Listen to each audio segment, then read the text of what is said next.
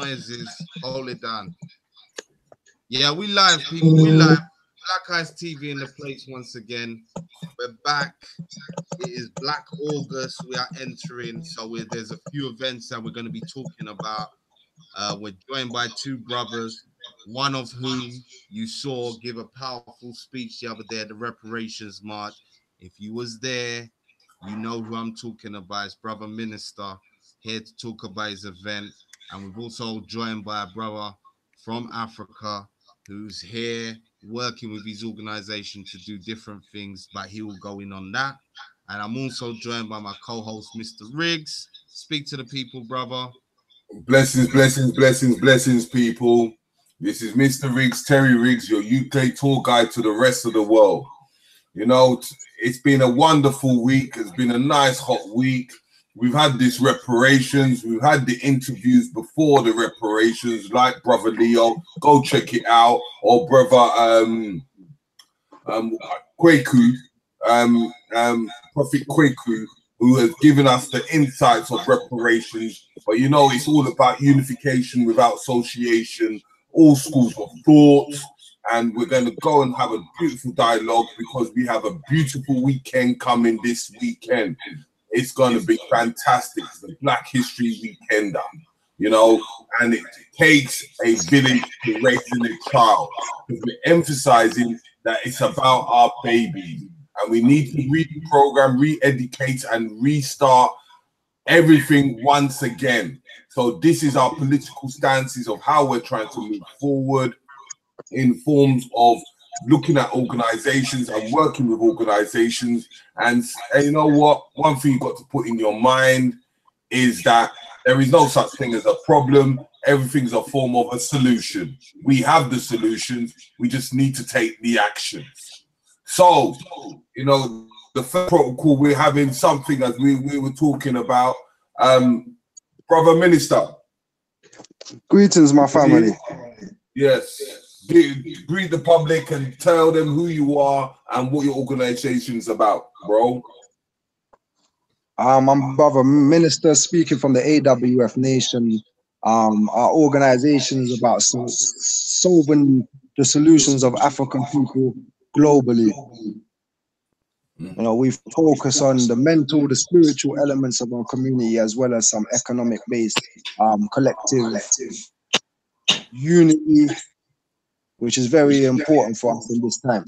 But at this moment, we've reached a stage where our people, you know, they don't really understand or find a connection with Africans. You know, we've been under colonial rulers for a long time, where white supremacy and the powers that be have, you know, strategically, you know, removed our connection from our homeland and from our people and from ourselves. So everything that we do is now in reverse. So we're trying to get the people back on track where we need to be. And it's nation first. You know, our people, you know, we're quick to integrate with everybody. We're quick to stand up and fight. Let me just mute some mics because it's echoing horribly here. Say that. Speak now, brother. Can you hear me better now? Yeah, that's better. Yeah. That's better. All right, powers and respect and manners. Where was I? Yeah, so you know, we've been programmed to act a certain way, you know, that benefits I know another people. You know, we defended everybody. You know, if you look at World War I, World War II, you find African people defending their colonial masters. But we have never, or we haven't made a serious effort continuously to fight for our liberation, being people in the African diaspora, as they like to call it. You know, we fight for everybody else's cause, but we don't fight for our own cause. You know, if, you know, I always used to say, you know, if somebody came to us and said, you know, black people are the devil, you know, our people have, you know, have learned to hate themselves so much, they'll probably say, you know what, I've always thought, you know, something was wrong with black people. And, you know, it's programmed into us from when we're young. I'll give you an example. Myself, you know, growing up, you know, you don't know no better. You're sitting on the train. There's a few empty seats on the train. and a black boy comes on the train and he sits next to you, your own brother, but you're looking at him like, why didn't he sit somewhere else? Why has he come to sit next to me for? And now there's tension between you and your brother for no reason, because we've been taught to hate ourselves. And I know a lot of people, you know, they argue with me all the time when they say, but we don't hate ourselves. I'm still telling people that in 2018, we hate ourselves. You know, too much trickery goes on in our community. The love for our brother and our sister is not there. So until we get to the stage where we love our brother, or we want for our brother what we want for ourselves, you know, it's going to be a continuous cycle where the European is at the top and the African people are at the bottom. So our organization is trying to, you know, show people the real truth. Like, you know, we don't lie to the people. You know, a lot of these people that come out and speak and, you know, they become representation of our community, you know, but really they're not representing our community. They are paid, or they are used by white supremacy. So all of our leaders that we've had, you know, majority of them have not really been our leaders. They have been their leaders, but given to us. And they've been leading us blindly. And this is why in 2018, you've got, you know, I can't single-handedly blame them. No, don't get me wrong. It's white supremacy, the powers that be that create this. But in 2018 in London, we have a serious problem with gang violence. We have a serious problem with young people taking each other's lives based on postcodes. They grew up on this estate, I grew up on this estate, and because of that, you know, when I see you, it's a war. You know, and it's programmed into us. If you take a dog, right? You know, a lot of people like animals and keep animals as pets. But if you take a dog and a dog sees another dog, when those two dogs meet each other, they meet each other on a negative term. They start bark. They want to fight each other. And you know, this is what's happened to us as a people. When we see each other, we don't love like, oh, that's my brother, good to see you. Like, we have that negative energy towards each other. So we have to change this, and we change this by, you know, information first. And once we get this information now, it brings about the transformation. We've been given information, but there's been no transformation. People are not changing their lives. They've got whole heap they could tell you about ancient history, but their character is not intact. Their life has not been changed.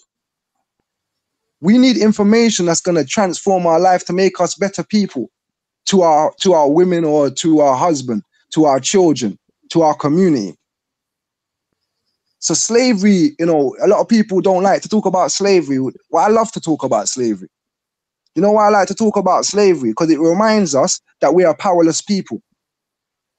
That our people could come into our homelands where we was and kidnap us, rob us of our name, rob us of our religion, give us their name, slave us for 400 years where we did labor for free. They didn't pay us nothing. We couldn't enjoy a life. We couldn't pick our wife. You know, we couldn't raise our children. They would take our children from us and ship our children to different plantations. The slave master would knock on our door at nighttime, our cabin, and call our wife and take our wife into his room and sleep and do as he pleases with our wife or our children. You know, these people, you know, they have a, you know, there's sexual deviance. So they'll be taking little boys too, you know, and abusing little children. If you study the history of Jamaica, where a lot of us, you know, that's our story where we're coming from, they will tell you about places like Maypen and these places where they were basically like sex brothels where the white man will come and do as he pleases with the black woman, do as he pleases with the black man and the black child. So I like to talk about slavery to remind us that we're still powerless, because a lot of people think because they got a job, you know, the struggle stopped. Because they bought their house, you know, the struggle stopped. But the struggle didn't stop. The struggle is still continuing. Right now, as we speak, as we celebrate Black August, you know, the month of liberation, there's 16 Black Panther members still locked up in prison. That's been in prison for over 30 years. And what did they do wrong? See, people need to understand that these people did nothing wrong other than try to take control of their life and practice self-determination. And the people wanted to stop them and lock them up and put them in jail. You know, these people are not our friends. So, you know, AWF tries to, you know, drive that into our people, that these people are not our friends. They don't have no good intention for us. They never did. from the first slave ship that came into Africa to the same European man that goes over there now talking about he wants to give aid. You don't see the hypocrisy of that. You steal a country's wealth, you know, you give them appeasement by a fake leader, and then you say to them, you know what, because you're suffering, here what I'm going to do. I'm going to feed you. But if you really wanted to feed them, you would stop taking their wealth. If you really cared about these people, you would leave them and let them practice self-determination, but you don't care about them. This is one of the reasons why I don't talk to white people about racism, because it's pointless. You know, some people like Tim Wise, I think the guy's name, but it was pointless talking to Tim Wise about racism, because does racism still exist? Yes. So no matter how much you want to talk to him about it, it doesn't really matter because it still exists. They're not stopping racism. There's nothing in program right now where Europeans are stopping racism. Nothing. Because it doesn't benefit them to stop racism. Because they profit off it. France, everybody want to big up France, but France are taxing African countries highly. They're not even allowed to keep their money in their country. And this is why I talk about slavery, because what was slavery? Complete control of a human being. This is what they did. They took control of our lives. This is the same thing they do to us now, but they think, okay, here what we're going to do, we're going to, you know, tie you on a piece of string, and just every now and then we let you move a bit further, but we still got you under a piece of string. Or as Malcolm X so wonderfully put it, if I stab you in your back and remove it halfway, does it make it better? Is it not better to take out the knife first and then we start to heal? These people still got the knife in our back. They're still stabbing us. They're still benefiting of our demise, of killing us. So AWF is coming to tell the people, them, listen, black people, you need to wake up. And you need to know what time it is out here, because these people are not our friends. They're 100 years ahead of us. Right now, they're controlling everything that we do and we don't even know. And anybody that controls your learning experience, you know, controls your life. Because you're only going to live to what you know. And these people are the ones teaching us. And they're not teaching us for our benefit. Everybody wants to go and get a degree. Yes, my brother and my sisters, go and get a degree so you can ensure yourself a job. But know what a degree is. Know that they're only educating you just enough to maintain their system. They're not educating you to go back and build your own system. They're not educating you to raise a black family. This is why a lot of the time, the more successful you are in society, the lighter your woman gets. Real you know, they're not teaching us to be proud Africans. And it's hard out here, my brother, man. A lot of people go to Africa and it's hard because they don't understand the dynamics of our people. You know how much people have gone to Africa and come back with a sad story, my brother? That's it. But the reality is we don't understand white supremacy. So if you don't understand white supremacy, the little bit that you do understand will only confuse you. Now dig this, my brother. If you're going to cut down a tree, where are you going to cut the tree from? The root. So Africa is the root of black people. The whole earth belongs to the original people, which is the African race, but Africa is our throne. Africa is our glory. So they had to take away the glory from Africa. This is why on TV, all you see is Africans with bloated bellies and flies on their face. But the reality is when you go to Africa, nothing don't go like that, my brother. Some people are living like that, but you know, it's not like how you think. Not the vast majority. Do you know what I mean? You have to go to experience it. If you let these same people tell you about Africa, you would never want to go. So, you know, it's about reconnecting ourselves with who we are, because we're being told who we are by people that don't mean us no good. If they can't, you know, as the saying goes, if they can't treat us right, what makes you think they're going to teach us right? So our whole education system, all our learning, everything that we understand is in reverse. We have to slowly start to get on the right track. We have to slowly start to gain power. We have to slowly start to be accounted for. Because right now, we're not accounted for. Right now, they can do as they please to us and there's no repercussions for it. They can come into Africa and do as they please. They can come into Jamaica, just as they done with Dudas, if everybody forgets. When they wanted Dudas, they went in there and they forced the Jamaican government, and the Jamaican government broke every single human rights law. and killed a whole heap of, I think it's 70 something people they killed, and there's no repercussion for that. There's no rally from no white folks about the injustice that happens to black people. But when anything, for instance, goes on in America or France, there's a terrorist attack or something, you get black people all around the world pray for France, pray for England, pray for America, but ain't nobody praying for Africa. They're not praying for their damn self. This is how you know we're still slaves. So going back to what I'm saying, why I like to talk about slavery, because we don't want to sell ourselves a lie. Because this feeling that we have, you know, this feel-good feeling, you know, this is what we've been living on for too long. And this feeling with no action is the reason why our community is in the state it is. Because we want to feel good, but we don't want to be good. Do you understand? We don't want to live good. So all of this information that we're bringing to the people, we're telling the people that we have to join together. We have to be accounted for. We have to claim nationhood. We have to unite globally as black people to fight this oppression and this oppressor, or we're going to continuously be finished. Because I know some people like to think positive, you know, and they think thinking positive, yeah, is going to get you a good result. Like, I understand that thinking. Like, I'm not telling people not to think positive. But in the times of slavery, where they had us under chattel slavery, you're telling me that thinking positive is going to change things? No, my brother, you could have been thinking positive from sunrise, yeah, to sundown. That thinking positive is not going to change the dynamics. You have to fight to change the dynamics. You have to bring about change. Because if we're waiting for these people to ease up the tension, you know, it's not going to happen. We have to organize ourselves, yeah, take control of our lives, be better human beings, you know, get our brothers off of the drugs, you know what I mean? Support our sisters, the single parents out there, you know what I mean? Become a community again, actually love our brothers and our sisters, genuinely, not this false pretense that we've been keeping up for so long. You smile, but it's some fake smile. You hug, man, but it's a fake hug. Like, we need to get real. And that's what the same thing I said at the reparation march is that we need to get real with ourselves. We need to stop lying to ourselves. We need to get real. And we need to see it for what it really is. We have been victims of war for over 400 years. The war hasn't stopped. It's still been continuing. After the so-called slavery, that chattel slavery finished, what about Jim Crow law? You know what I mean? What about institutional racism? You know, we're in England. Stephen Lawrence, everybody's aware of that story. He got killed by racists and the police was stalking his parents. Like, this is the type of people that we're dealing with.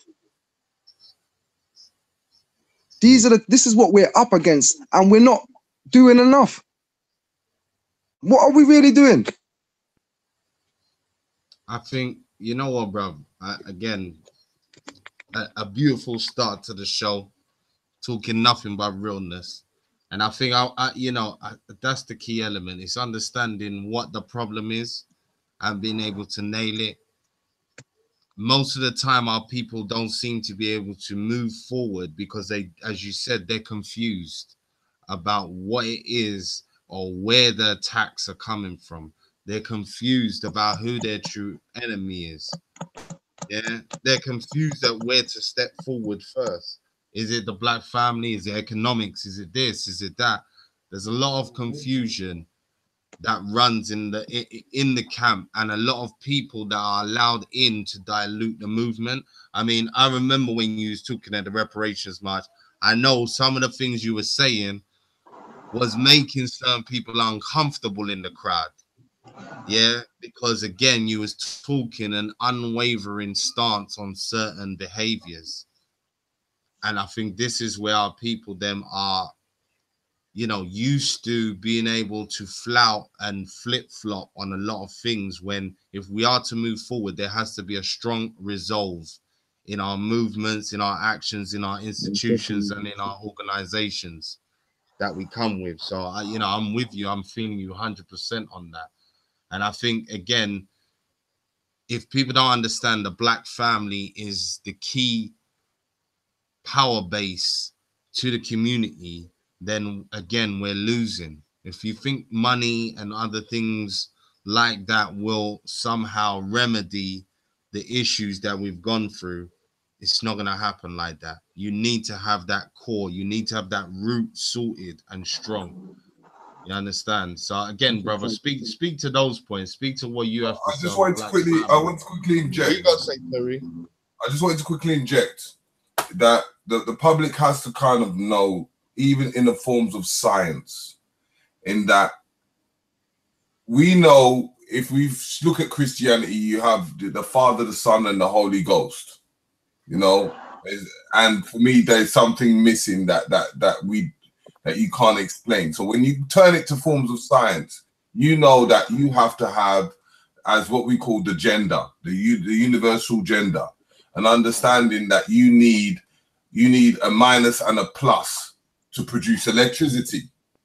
So when you have that structure of that minus being a woman and that plus being a man and producing electricity being the son or the daughter, that is a family household. Without that family household, how you expect to move forward? So in all what you lot are saying, I get it very clearly that we need to able to have that family structure and need to come together as an extended family before we can even move forward. So yeah, I leave that to you lot. Brother Minister, you can continue what you was talking about.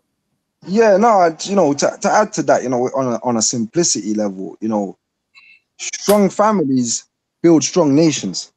Mm-hmm. Do you understand what I'm saying? If we had strong families, we would be a strong nation. This is people like Rothschild and these so-called Jewish people. They're a group of a small group of families that came together, and they're doing quite well for themselves. Do you know what I mean? Because they became a tight-knitted family. You know, we don't have no, you know, these people are scientists. I keep telling people, these people are scientists. They destroyed the black home on purpose. You know, you know, like back in the day, you had big grandma. There's no grandma no more. Grandma's young. Grandma don't want to look after no children. Grandma wants to still rave now. She's still young. We don't have no family no more. You know, everybody's out here for themselves a lot of the time. I know some people may disagree because they've got a family, but I'm speaking, you know, a general, you know, point here. You know, we are still in slavery. You know, like people need to get that into their head. I'm with you, brother. I think that's where the Windrush situation was a funny one, because again, by pulling that move there with the elders, the last of the elders of the family, again, it weakened the family structure that was already weakened, because you've taken the last person or people in the family structure to have some of them old school principles and ways of being. Yeah. So again, there was you know what, my brother, it's funny that you mentioned the Windrush, because you know that's where we're kind of coming from, right? And the further we get away from that Windrush generation, the culture is going. We're becoming more European, like that Jamaican culture or heritage that we had or our grandma had. You know, the traditions. You know, a lot of people don't even continue these traditions no more. You know, like simple little things like soup on a Saturday. You know what I mean? Do you know what, Richie? Mute, unmute, what's his name, Mike, and let us hear the African perspective of what he's heard so far. No doubt. Hold up. Brother, can you hear us? I can hear you, brother. I can hear you. Yeah. All right. What you've heard so far, people, brother, and yeah, speak on it, on what you've heard so far, brother. Sorry, Tel. Yeah, brother Minister, once again. No, I'm gonna be short. I'm not really like to go over, and brother Minister already said a lot of things that makes absolutely sense. But on my point, what I picked up as well is spiritual lockdown. If we not unlocked ourselves spiritually, that's the first point. For me, start spiritually. Mm. If you're not free spiritually, no matter what you do, you can have all the money, you can have everything, but you're still slave. And then one of the biggest problems of ourselves as African, we still spiritually slave. Right. Spiritually slave. Because that's why control the mind and take the body. So they controlling our mind and our body. That's right. Because we're not spiritually free. We're not spiritually free. That's the first point. Because we have to fix ourselves spiritually. And then that's why, for example, just to give you an example, before I go to my village, every time I go to my village back in Africa, I have to cleanse myself spiritually. They have to clean me up before I enter the village. Because we spiritually just completely unlocked. We locked spiritually. That's the first point, bro. See, if we not free ourselves spiritually, no matter what we're doing, and then as the brother says, brother minister, we still slaves. We're 100% still slave, and we have to begin to really speak the truth and not be afraid of saying, oh, because oftentimes we hear a lot of brothers just say how great we were, like, oh, we are powerful, oh, black power, oh, this, but 6 o'clock in the morning they still go and check in on the wife master. So their wife, their children, they're still under their system. We can't even create our own system. So it's what brother minister says make absolutely sense, and that's why we have to fight. We have to understand, start spiritually, because our people. I'm not generalizing, but majority of our people, we spiritually dead. We spiritually dead on the church, dead on the mosque, dead on the couch, dead on the TV, sitting down, dead on Facebook. That we just completely dead. Real talk. And then we just have to free ourselves. And that's what I've begun to learn, because I was born in Africa. I was born in Angola. I raised up in Portugal. Then I spent some time in the United States. Then while all this travel made me understand we all going through the same struggle, but in different form, but we all going through the same struggle. So let's unite ourselves globally to first free ourselves. And that's the main that's where I'm coming from. United. We have to unite. That's what I do a lot of work in the United States, in Africa, obviously here in the UK, in Europe as well, is us uniting ourselves. We have to unite ourselves to then free our mind first. That's what I gotta say, bro. I'm feeling you totally, brother. I'm feeling you totally. Just out of curiosity, how long have you been in the UK? I've been in the UK for about 14 years. Okay. 1-4. But my grandfather just passed away. Just really quick, my grandfather just passed away last year, 13th of June, with 104 years old. During the slave, he was free because he didn't slave. It wasn't in his mind. He was free.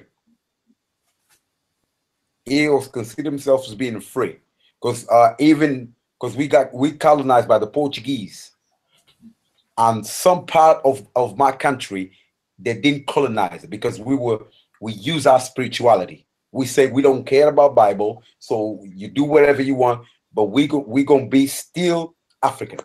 So that's why we kept our tradition, we kept our values, and they didn't break through because of our spirituality. And my grandfather just passed away, as again, 104 years old, 104. But he's one of the most divine and free men I've ever met. No, I'm with you, brother. It definitely starts in the heart and the mind. Let me, or one in the same. Again, the Haitians who had the only successful revolution, yeah, they did it by not being under the guise of the Christianity, the Islam. They had to keep their spirituality. That's what allowed them to fight and stay firm within their cause. So I think, you know, there's definitely examples of that. And you, as an African, saying that and reinforcing that with the story of your grandfather, I think, drives the point home even more. Um, Brother Minister, you got anything else to add to that? Yeah, definitely, man. What the brother said was 100% right, man. We need to, we can't fight, a war, a spiritual war, under Islam or Christianity. It's not gonna work. Our God can't look like the oppressor. It doesn't make no sense. Do you know what I mean? But the hardest part of it, like the brother's 100% correct, but this is the struggle that I find in here now in the UK, getting people to accept Africa or African ways of life or African things. These people are scared. We're scared of it. These people have programmed us away where you mention Africa, we're scared. African spirituality, they think of dark, voodoo, witchcraft, it's evil. When reality is, Islam is evil. Christianity is evil. Even if you look at the symbolic things in there, the drinking of the blood, the eating of the flesh, like what they call it, communion. And even if you look at the racist elements to these religions. But African spirituality was made by us, for us. It works for us. And it's not dark. It's not voodoo. It's not wicked. It's not evil. Yes, people use these things for evilness. I'm not going to lie to my people, but the essence of it was how we govern our day-to-day life in respects to our customs, our traditions, and our culture, all compressed into one, which is what a religion or a spirituality is supposed to be. It's supposed to work on our benefit. It's supposed to express who we are and what it is we believe as African people. So, we need to really, check, research things a little bit more and, stop believing what the oppressor, our slave masters telling us. Because behind closed doors, everything that he says about Africa that's dark, he wants. You know what I mean? He's trying to steal it. He hasn't stolen it already. If you study, go places like the British Museum, for instance, they've got hundreds of things they stole from Africa. Tribal stuff too. You know what I mean? Where they will say tribalism is evil, there's witchcraft, but they're stealing all things. They're going to Nigeria, they're going to the Ife village, they're going to study these things. If you look at, a lot of our African tradition, religions, Europeans are flooding it. You know what I mean? But we African people, in the West, we scared of it. But even the slave master's children, he's running to Africa trying to figure out the truth now. Because he knows Christianity is a lie. He knows that Islam is a lie. You know what I mean? So he wants the real thing. And the real thing has to be African spirituality because Africa is the first. African people are the original people. We did everything first. Yes, it's true, the good and the bad. We've been on earth the longest. If people even study, European people, you will see that you can't trace European history past 6,000 years. I challenge somebody to do it. Please, I want to know. I want to know where in history past 10,000 years you can find pale-skinned people. Because even the Neanderthal is said to be, yellowish with brown, reddish hair. So they're not really Neanderthals. But I know I'm going off topic a little bit. But, I'm just trying to, show people that we don't even know who these people are. But we're giving them, the rulership of the earth. You hear people say that English people are smarter than African people. I hear one sister once told me, but no, they're smarter than us. They got sewers. I had to laugh. I said, these people are smarter than us because they got sewers. But who invented sewers? Did you ever research where we got these things from? They got these things from the Romans. The Romans got these things from the Moors. Everything is coming from African people because we are the original people on the earth. We invented everything. Even today in our DNA, today is a genius. Every last single one of you African people in the world, there is a genius locked in your DNA. But you have to unlock that. And you can't really get the full potential of who you are under the spell of your oppressor. It's not going to work. You can't serve two masters. The same book that you love so much tells you that. The same Bible that you love so much says the same thing that I'm saying now. You cannot serve two masters. You're either going to serve yourself and your nation, or you're going to serve your colonial ruler. There's no in between. You can't, like I said at the march, you can't be screaming Wakanda forever in January. Then come their royal wedding, you're like, the prince is cute or handsome, and now all of a sudden you're singing football's coming home. Like, you don't need to make up your mind what it is you're saying. Confusion reigns supreme in it. All right, listen, there's two things, brother, I just want to speak to, yeah, that you mentioned, yeah. One, the African spiritual systems. People need to understand, yeah, it's nature that we're dealing with. And secondly, within nature, there are positives and negatives that are flowing at all times simultaneously. So we have to understand that. When people try and demonize our African spiritual systems and highlight the negative sides to it, we have to understand that life, the universe, energy consists of positive and negative. You're not getting away from it. It's simultaneous. And the second point that you made, and you kind of just said it quickly, but I need people to understand as well, that as the originators, as Black people are the originators on the planet, we're the originators of positive and negative. Yeah. We started this thing. We've lived for millions of years. Yeah. We've gone through the paradigms. That's why we had laws already in place. That's why we know how to govern ourselves, because we've seen the negatives play out. Yeah, we've seen it play out. We understand what it's about. So when the brother is talking about those African spiritual systems being tailored for us as a people, by us, yeah, you have to take that really into account and take that to heart and understand what that means. Yeah, and understand the responsibility of what it means to be the originators on the planet. Yeah, as I said, positive and negative. Yeah, don't think that there was a Hitler, yeah, or there wasn't a Hitler, a Black Hitler at some point in time moving exactly the same or just as worse, for those white boys to understand that mind state. Remember, the white boy is a fractured part of already a Black paradigm. We encompass all thought. Yeah, so we gotta remember that. And that's why it's even more important to recognize our own spiritual systems, to cultivate the positives, yeah, to form our communities, to reinforce our family structures, to reinforce our businesses and our business ventures. Yeah, as the brother from Africa told you, he can't even go home and walk back into the village without doing some spiritual cleansing, because they understand while he's been out here, he is saturated, he is soaked in negativity and excuse the terminology, fuckery. Yeah, so they need to cleanse him before he comes back. And we as a people have to understand that every time you leave your house, every time you leave your zone, every time we're trying to maneuver and do our things, we're being immersed in this Western culture. Yeah, we're at a loss, we're under constant pressure. So you have to understand that. You have to know what is going to work best to clean you. Just like how you go home and you know what soap to use for your skin and your pH level. Yeah, I need extra sensitive shit. Yeah, I need this one for extra dry skin. Yeah, that's how you gotta look at your spiritual systems. That's how you gotta look at what you're putting in your head. Yeah, that's what the brothers are speaking about on the panel. Riggsy, you got anything to add to the conversation, brother?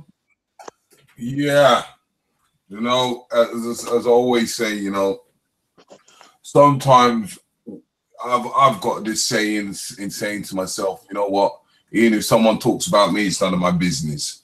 But you know, there is a thing, as I said to you, in forms of indoctrination, in forms of what you've grown up in, and which it's a system of poisoning. So you know, everything that the brothers have been saying, it's been very detrimental for us to able to move forward, because you know, we keep on having this thing and we always keep on saying, oh, it's a problem here, it's a problem there. But for me, as I said to you, I don't see problems, I see solutions. And we have got the solution. It's not that we have to seek it or we have to wait for someone to come and drop it into our laps. All you have to do is, like, for instance, if you want to give up a packet of crisps, you could just say to yourself, you know what, I'm done, and give it up. But there's something within you that gravitates to that crisp that keeps them calling you to come to get that crisp. So yeah, I hear what everyone is saying. Yeah, continue. You know, you know, a lot of people might not like this, you know, but I've said it from before, you know. The only way we're gonna get out of this, you know, is to first and foremost, yeah, we have to separate from these people. One, even if it's just the separation of these people in our minds first, like we have to detach ourselves from these people, because these people are gonna be our demise, you know. Marcus Garvey said it 100 years ago. If we're not careful, we're gonna drink out of this cup of and we're gonna die from the after effects. And if you look at us now, you know, you got men wearing dresses, you know. You understand what I'm saying? You got black men saying it's easy for them to be gay than be a black man. Peep that. It's easier for them in society to be gay than be a black man. That's why they'll give you. That's why nowadays they'll give you soya and give you high estrogen, so that you can become a gay man. I've been telling people this for years, you know, that they're turning people gay, and people are looking at me like I'm mad. Have you actually seen, like, in the London transport when they say all love matters? Yeah. What do you think they're talking about? It's paedophilia these people are legalizing next, you know. The gay thing was just a smokescreen. It's paedophilia is their real agenda, because these people have never liked women. This is why the women in their culture has always been disrespected. This is why she only got the right to vote the other day. If you look at our history as black men and black women on the face of the planet, yeah, the black woman has always been the strength. In our customs, we call her the queen mother. Even though the king would rule, she was known as the queen mother. We've always had respect. You hear about Zinga or Nzinga, yeah, where the man them went on the floor and made her sit on their back. The amount of respect they had for this woman. The European dude does not like women. This is why he's done everything to destroy his woman. This is why feminism was created. A lot of you sisters out there trying to join the movement, stay away from it, please. It has nothing to do with you, black woman. Feminism is between the white man and the white woman. It has nothing to do with you, black woman. And to be real, slavery's messed up our home. You ain't really had a man. So I don't really know who you're really trying to separate from, because the black man's been in non-existence for at least 100 years. And if we're being real, and we're talking about the whole slavery experience, we got to go back maybe 500 years, where she hasn't seen the black man be the real black man. If you study Ashantua from Ghana, when she came out in the speech, she said, "Right, I never thought I would see the day the Ashanti chiefs will be disrespected, you know, but we women will fight." We women will fight. And she said to the women, them, listen, close your legs. Don't give these men them nothing, because they don't deserve it. You understand what I'm saying? So she hasn't had a man. So who's she trying to separate from? Yep. And that's why I always say in that format, you know, even go back into the science. When you have two negatives, what do you have? A damn atom bomb, an explosion, a population. Yeah. So why would you want to have two minuses or two pluses? You want to kill people. That's all you want to do. Warmongers. That's a fact. That's a fact. And that's how they've got us. Like I said, they got us on reverse. They got us inside out, upside down, innit? And as a community, you can see it. And everybody else is laughing at us. Like we are the laughing stock of the world. They're all laughing at us. And when they put on things, sorry to cut you, bruv, but when they put on things on the TV like Love and Hip Hop and all of these reality shows that display the worst type of characters of our community, that put it up, and then you got black women, it makes me sick, you know, when I see the black woman, the mother of it all, say, "I'm a bad bee." It makes me sick. Do you know who you are? Don't make these people tell you who you are, you know, black woman. Yeah. But we've been brainwashed into believing that we're just gangbangers. Yeah, some people might not like the word nigger, but we got to deal with this word. We've got to address this word, because the nigger was a creation by the slave master. And I'm telling you, this creation still exists. This creation didn't disappear. Oh no, my brothers and my sisters listening. This thing did not disappear. Right now, you've got niggas out here that will do anything to stop the movement, will do anything to stop the liberation of African people, and they're African people themselves. That's it. I don't get white people telling me I'm racist, you know. Never in the history of my life have I heard a white person hear me speak and say I'm racist. Even at the march, a white person came up to me and said, "Bob, that was amazing." And I was like, yeah, you know, whatever. But I'm just trying to show you that, you know, it's our own people who come and say to me, you know what, you're racist. People that, you know, should be on my side. They always say that should be standing by my side. They'll always tell you that, yeah, my best friend is black. Yeah, that's the first line of a racist. That's how you spot them. Anybody that says that to you is a racist, just for the simple fact they said that word. That means they're proud of their white privilege. Because why do you have to state that you have a black friend? That's racism altogether. That's prejudice altogether from the fact that you had to mention you got a black friend. And they do it all the time. Oh, I have a black husband. I was in the synagogue and I was cussing a white woman. And she said, I can't be racist. I have a black husband. I said, what does that mean? You know, during slavery, you used to sleep with black men. So what does that mean now? You got a little boy toy. You know what I mean? You're dealing with your little fetish. You got your little chocolate boy. It don't mean nothing to me. I'm a wise man. I know how white supremacy works.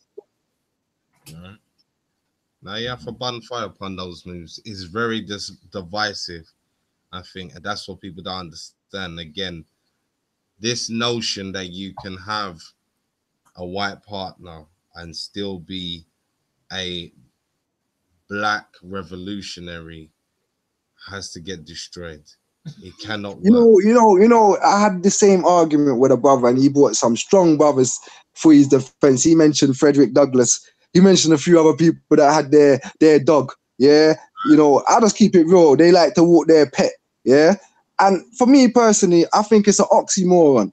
It's impossible to say you love the African race, you love the black woman, you love the black family, and go pick up a dog.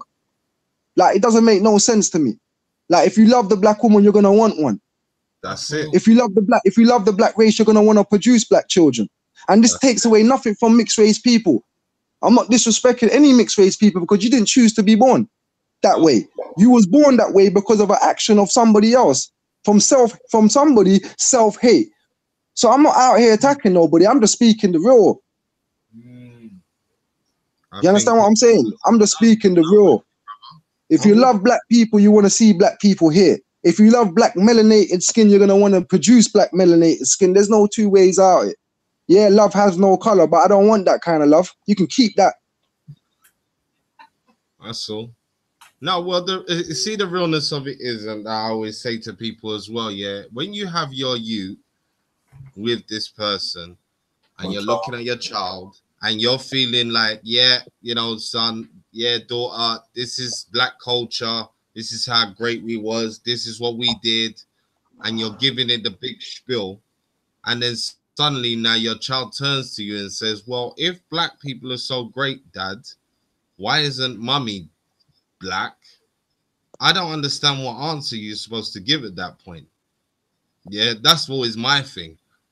There's always going to be a level of confusion once you get there. And again, as you said, there's no attack on half-caste people or mixed race people, but already without speaking a word, you've created somebody that is now going to be conflicted constantly within a battle. That's right, an internal battle straight down to the last molecule of their body.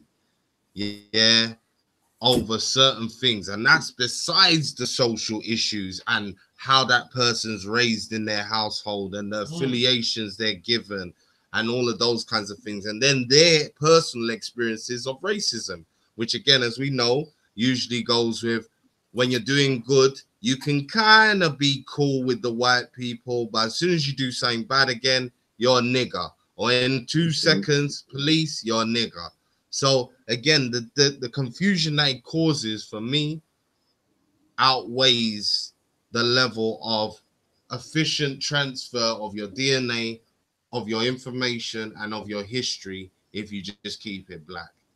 You understand? That's the realness of it. Trust me, you know, black people give me joking now because they won't mix their dog, you know.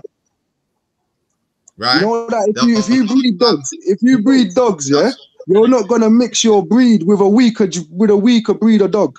You're gonna keep it pedigree if you have a pedigree dog. But black people would rather mix their seeds, you know. Then you understand what I'm saying? And they're more concerned with the mix of their dog. You know what I mean? It's crazy. But you know, bringing up another point as we was reasoning, you know, this conversation alone shows you the, you know, the amount of hurt we have in our community, the amount of damage that we have in our community, and we keep missing or stepping over these real issues, thinking that we can get money and solve this problem.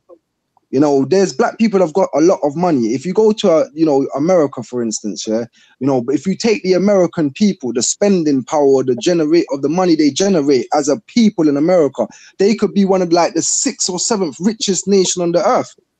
So it's not about money. Our problem is not the money we have.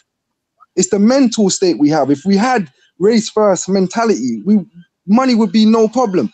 You know, Marcus Garvey's time, Marcus Garvey, they said that would have to have a barrel to collect the money because the Garveyites were so generous.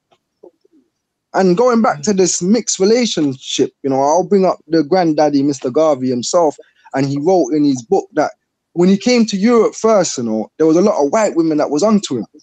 Now, I'm going to talk the truth. A lot of people, a lot of these scholars out there, they read this information and they skip it, but I don't. I just keep it 100 with you people, yeah?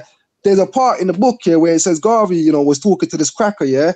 And he had to write her and say, you know what, yeah, I can't do it. This is not me. You know, I cannot pursue this relationship with you, you know. I have to be with a woman of my nation. Because no matter what we have, I'm still going to be looking for a woman of my nation.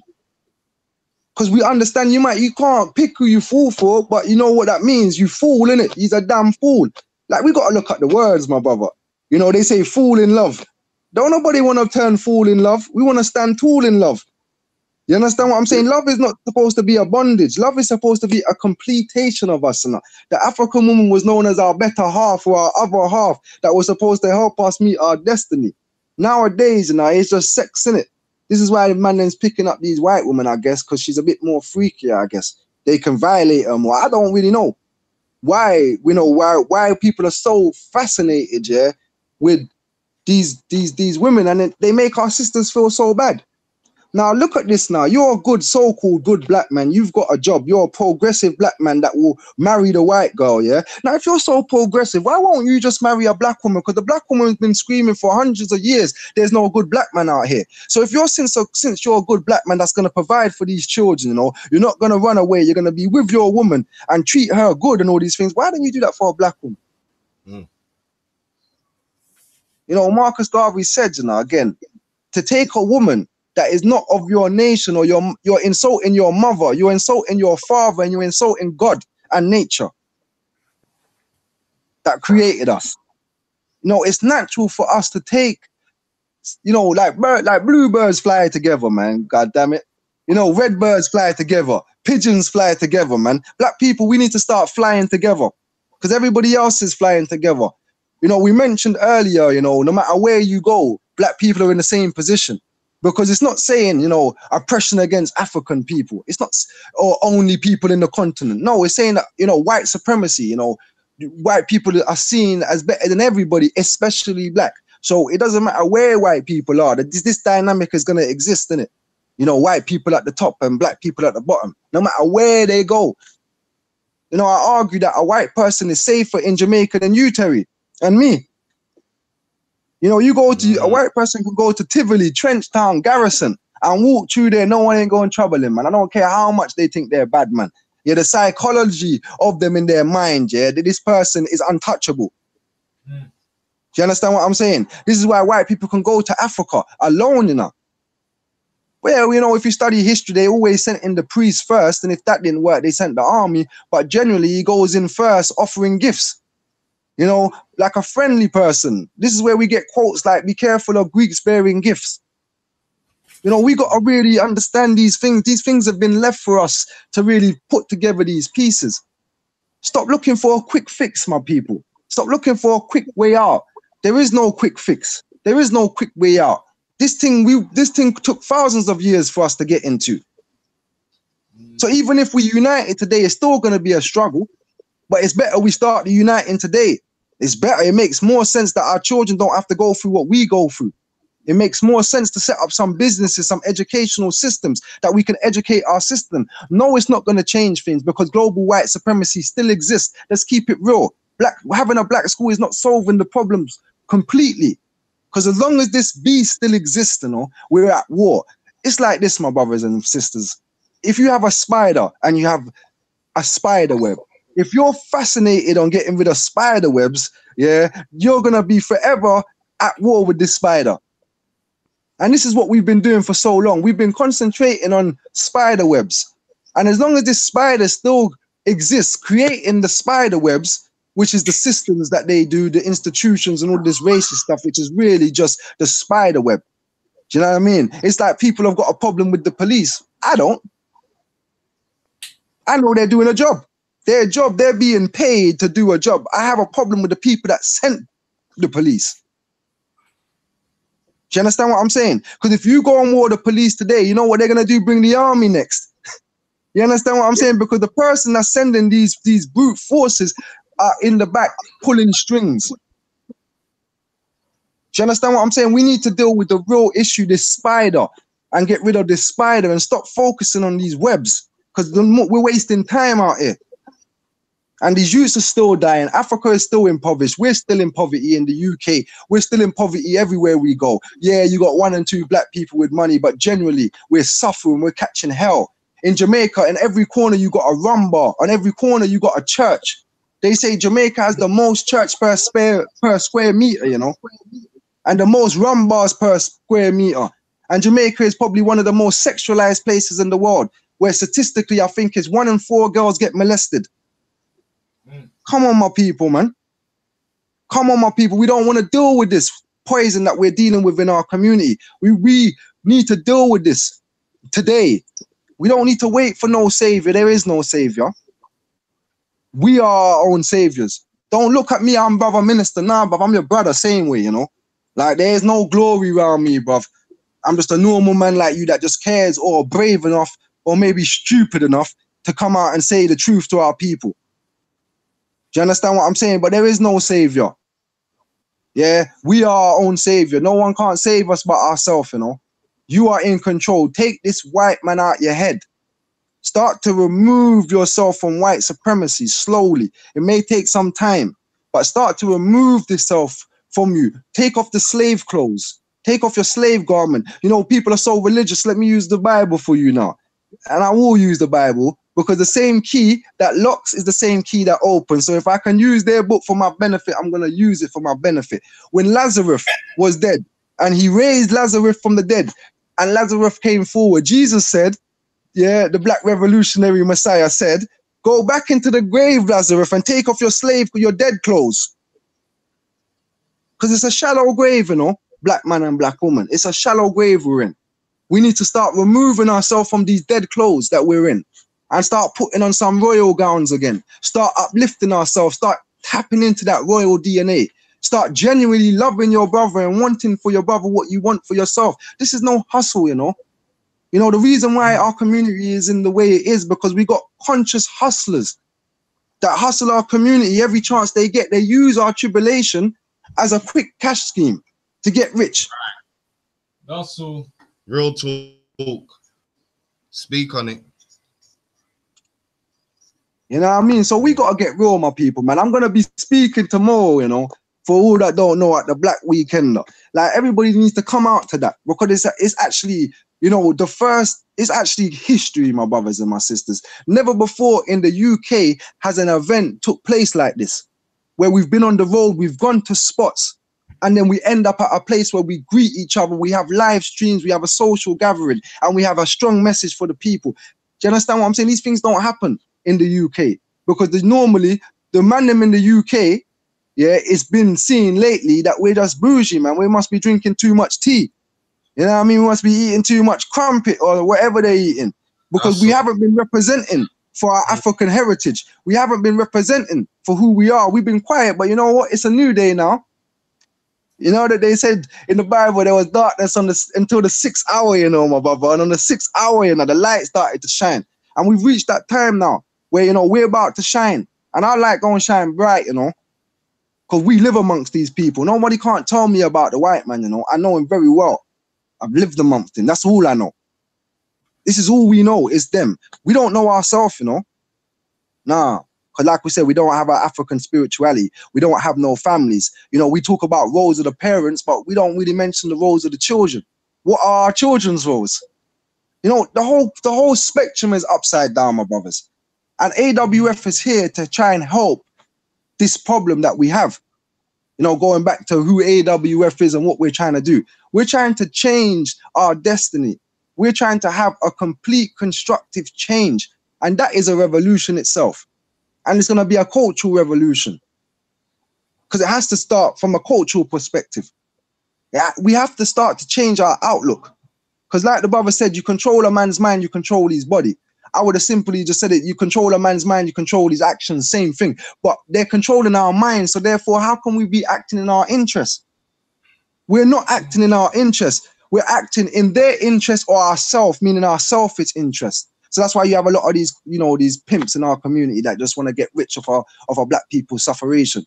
But we're not working collectively for the upliftment of the African race. And this is what we need to be doing.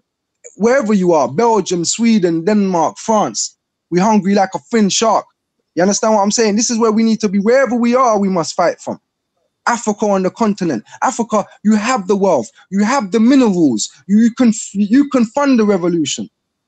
You have everything we need. You can be sending us stuff that we can profit and make money. We can all be rich if it's about making money, but money ain't going to save us.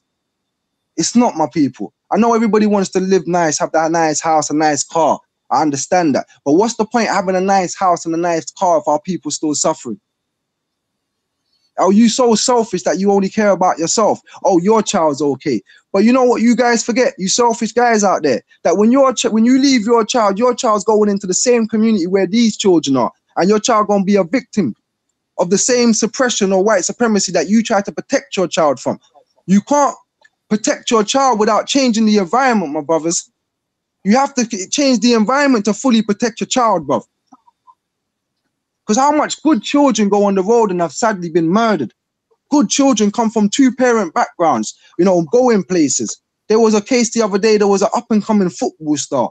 You know, he's not even involved in gang violence, but he lives on the estate. You know, some guys run on that estate and stabbed at the young man. Good brother. Do you understand what I'm saying? The environment, you know, has to change if we want to save our children. We have to change the environment. Listen, my people, the rap music is not the problem, man. I see it all over social media. The rap drill music, the rap music, it's not the problem. Yes, it contributes to it, but it's not the problem. These young people are expressing an experience or a lifestyle that they're living. Let's change the environment and maybe they'll rap about something different. If that's all he sees, what can you say? This, you know what I mean? This is how he feels. This is how these young people feel. Anybody that ever does counseling, right? One of the things that these counselors ask you is, how did that make you feel? Do you understand what I'm saying? This is how these young people feel. You know, they feel like death's around the corner. They don't care. They're hopeless. They're hellbound, so they feel. They have been told no different. Who told them any different? Where is the black presence in the UK? Where is the African presence? Where is it? What do we have? We've been here 70 years maybe, or a bit longer. What have we got to show in recent history anyway? What have we got to show for it? Nothing. You know, if you look at America, there's going to be some people going to watch this later on YouTube. You know, in America, all of our communities that we had, they're slowly taking it back. Like, then what we're going to have? All the history, the culture that we've lived, the experience is going to be brought out. They knock it down and build up some, whatever they want to build up. Our history is gone. You know, and if you got that book by Chancellor Williams, yeah, Destruction of African Civilization or Black Civilization, the front of the first page when you open it, it's got a quote that says, "What happened to the children of Summer or Sumer? They forgot their history, so they died." We forgot our history, or we was robbed of our history. So right now, yeah, until we reclaim who we are, we have to reclaim it. We're just a dead people, man. I'm trying to wake everybody up today. It's time to be awoken now. The free time, the playtime is over now. You know, as I said, if your free paper bun, their free paper is bun now. You know, it's time to get serious now. And this is where I kind of, this is why this weekender event is coming about, because we need to become that village once again before we can even raise our children. So by us even dealing with the factors of us seeing our ancestors around the pavements of London in general, it's all over London. And this is why when we say we're going to Marcus Garvey's house, you know, and going to Olequiano's house, and going to the Cleopatra Needle, going to all these other places, Mary Prince, Bob Marley, it goes on and on and on, and understanding even the times of rioting where someone died on the Notting Hill riots, the Mango Nine who got busted and they went to court without no representation and still won the court case. These people have paved ways for us to move forward and upgrade ourselves from it. But we seem to not learn from them mistakes. It's like we want to keep on repeating the mistakes and keeping in that same cycle and not breaking it. And these are... Sorry to cut you, Brother Terry, but you know why I think that is? Just adding in. You know, every generation that's come on, we have to start again. Do you understand what I'm saying? Like AWF, for instance, yeah? I shouldn't have to start an organization. I should already have been growing in the organization. Do you understand what I'm saying? So should have you. We should have already had things in place that we grow up in. Every generation has to start from scratch again. We don't inherit the revolutionary party or movement or assembly. We just inherit the struggle. And ones have to, if they decide to either fight it or patrol the cause, then, or, but you know what I mean? It becomes like that. We have to, you know, have longevity. We got to learn how to maintain. Because we've had movements that pop up, do great things, and then they get destroyed by white supremacy. Then the next generation that comes up when you have, you know, a burst of energy from the ancestors, you know, where information is flowing to and fro man's DNA, up and down the body, the mind and the soul. And then we will get a vibration, you know, the frequency will change. And then we'll have some momentum.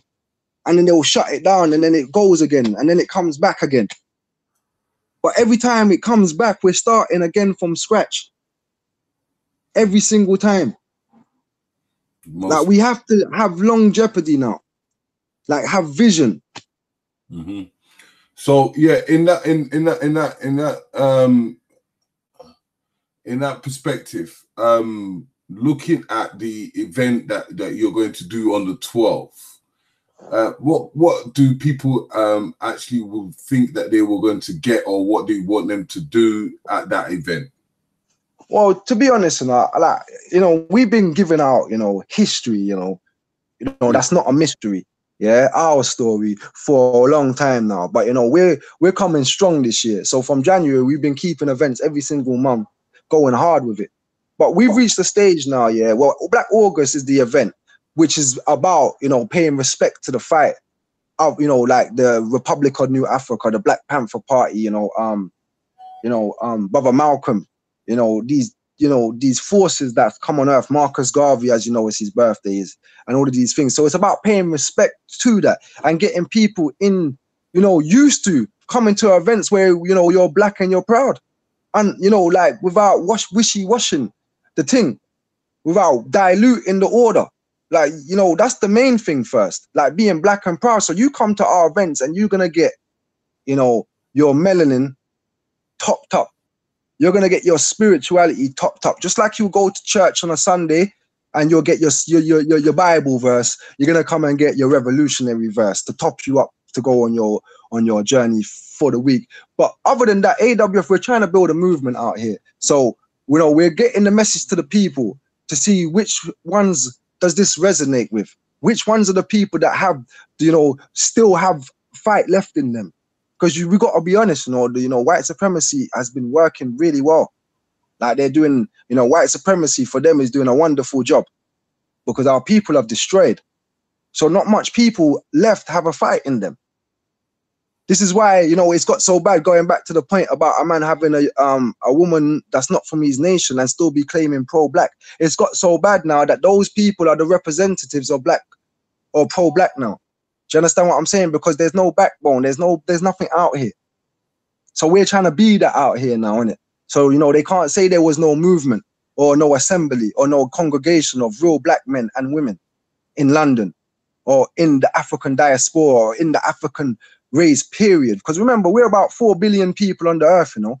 So you're telling me out of these 4 billion people on the earth, where is our serious brothers and sisters? Where is the brothers and sisters that's willing to make serious sacrifice for the cause of their race? Out of 4 billion people, like, think about this, my brothers and sisters. Where are we? And if we're out there, then can you please stand up? And if you're in London, can you please come to the event tomorrow? And can you please come to the event on the 12th?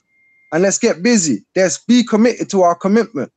Let's not just talk about it, because we can talk for hours and, you know, everybody feel good. We can even have debates and we can debate, you know, the authenticity of the Bible, or is this man a sellout, and all of this stuff. But reality is we need to be changing the condition.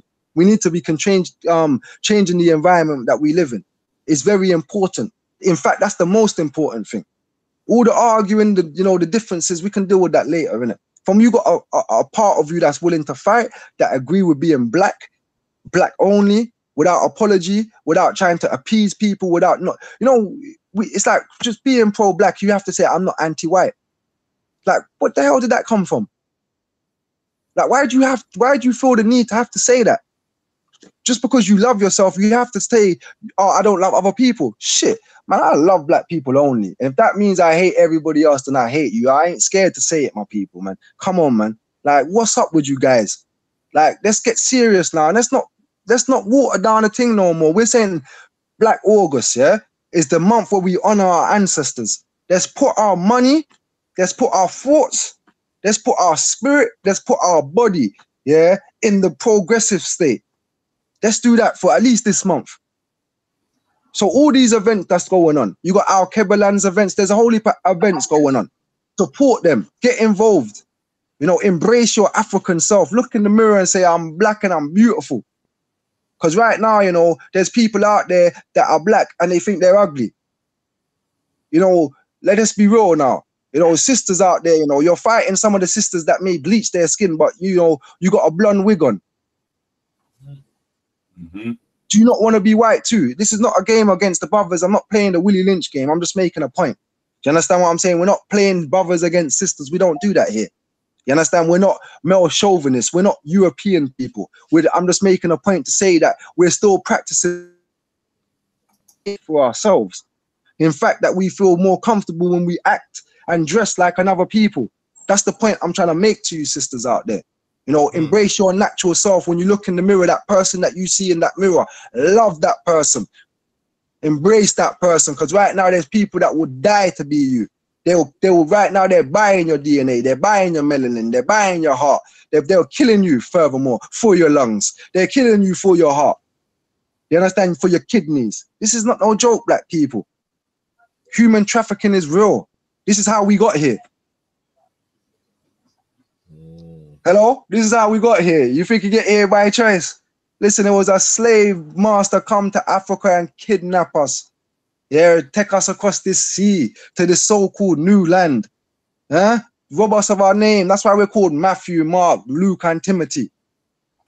That's not our names. So you know we're still slaves because we're still carrying their name. We need to give them back. The Bible says, here, go back into the scriptures. The Lord God says, yeah, in the Bible says, yeah, give to Caesar what's for Caesar. Yeah, so give them what's for them. Give them back their surname. That's their name. Take yourself an African name. Choose it.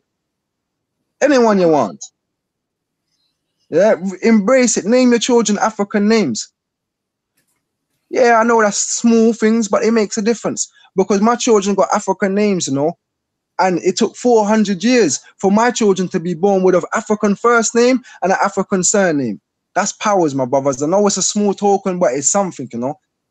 My child will know that the story changed when they were born. They was not born a slave. They was born the son of a king. And this is the stage that we need to be getting to, my brothers and sisters. We need to be getting to the stage now, you know. And I encourage people to get involved. You know, if you're on Instagram, AWF_One Nation, or I am Brother Minister, add me up, get in touch. There's work to be done. You know, we've been avoiding work for so long. We've been avoiding this work for so long that it's got so bad. That the work is so bad that even as you said, my brother, we don't know where to start. Are we going to start with the education? Are we going to start with businesses? Are we going to start with the family? Are we going to, like, we stray, we don't even know where to begin. But collectiveness is where it starts from. And changing your minds, take this man out your mind. If he said go left, go right. You hear me? If he tells you to go left, you know, you better go right. And if he tells you to go right, you better go left. Know your enemy, you know, and you will know yourself.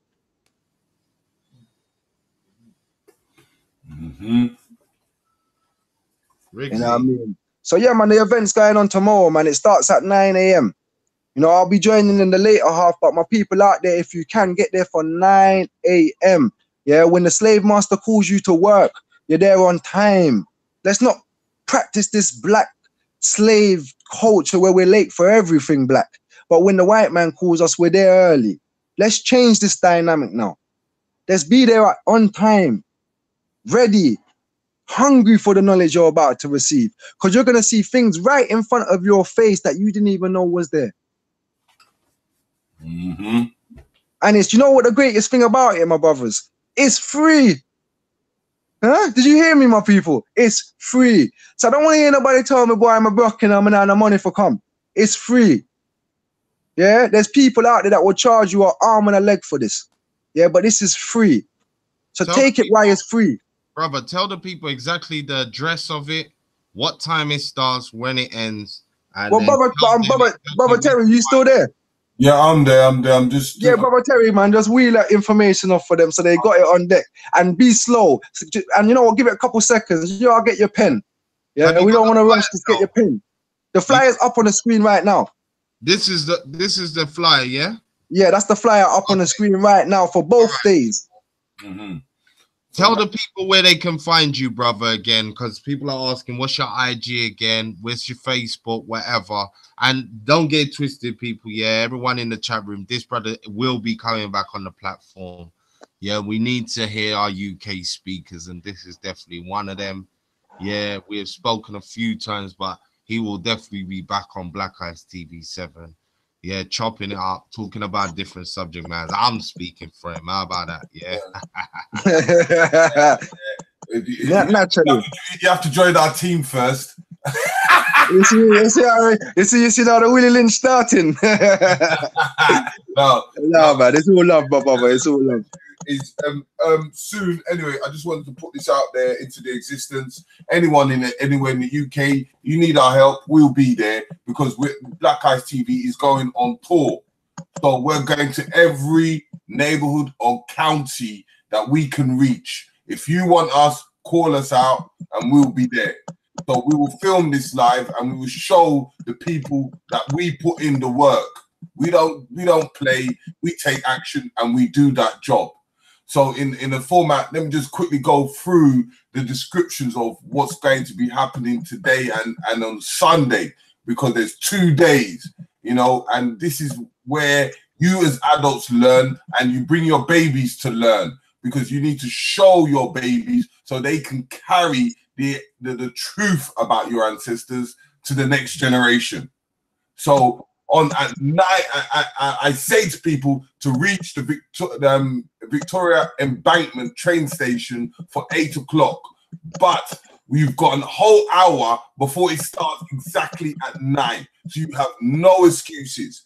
And at 9 o'clock, you'll be at the Cleopatra Needle at WC2 N6PB, right? That'll be at the riverbank. You can't miss it. You come out of the train station at Embankment and you take a left and you walk down on the riverside and you will find it. Then we go back to where we go to. After that, we do all our stuff.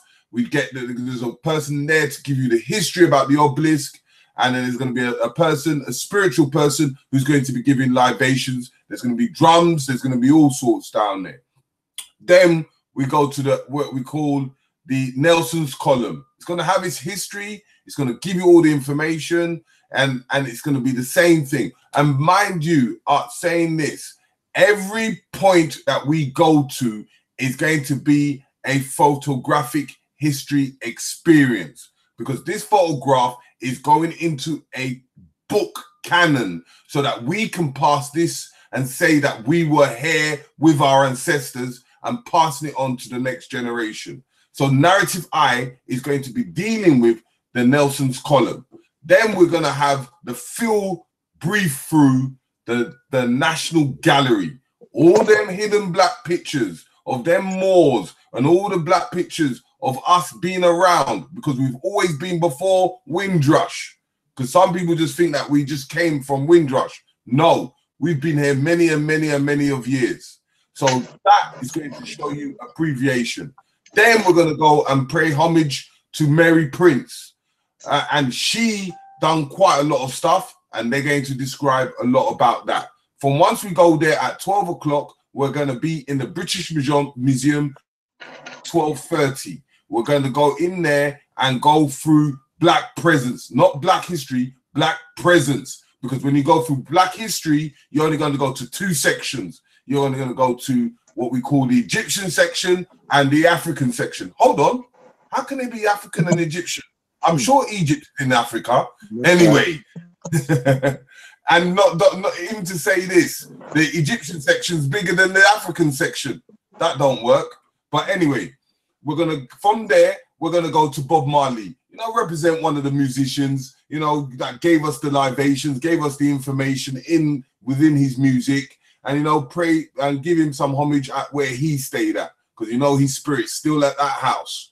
And then finally, we're going to go at 2 o'clock at Oluwaseun. You know what Oluwaseun did. You know, he's fought, and he went back to Africa and back to the UK and America, and he was trying to get what he needed to destroy what these European people did.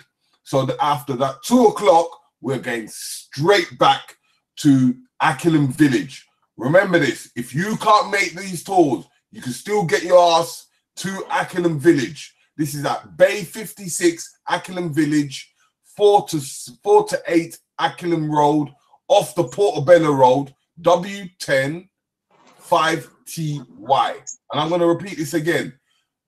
Bay 56, Akilum Village, 4 to 8 Akilum Road, off the Portobello Market Road.